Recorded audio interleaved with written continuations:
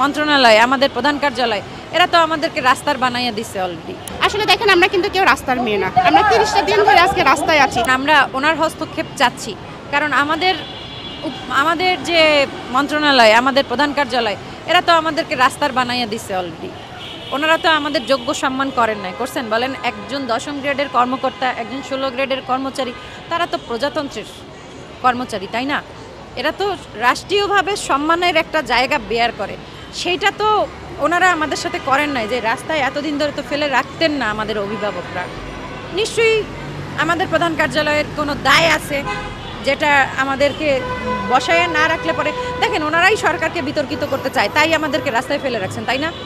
কারণ ওনারা যদি সরকারকে বিতর্কিত করতে না চাইতেন, ওনারা আমাদেরকে অনেক আগেই বুঝিয়ে রাস্তা থেকে উঠায় নিয়ে যাইতেন।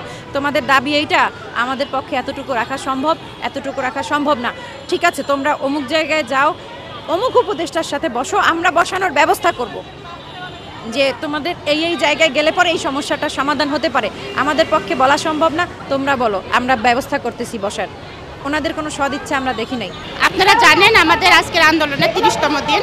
আমরা চেষ্টা করছি যে আমাদের মূল যে আমাদের প্রধান উপদেষ্টার সঙ্গে দেখা করার জন্য আমাদের এতদিনের চেষ্টা ছিল। আমরা অনেকের সঙ্গে কথা বলার চেষ্টা করেছি।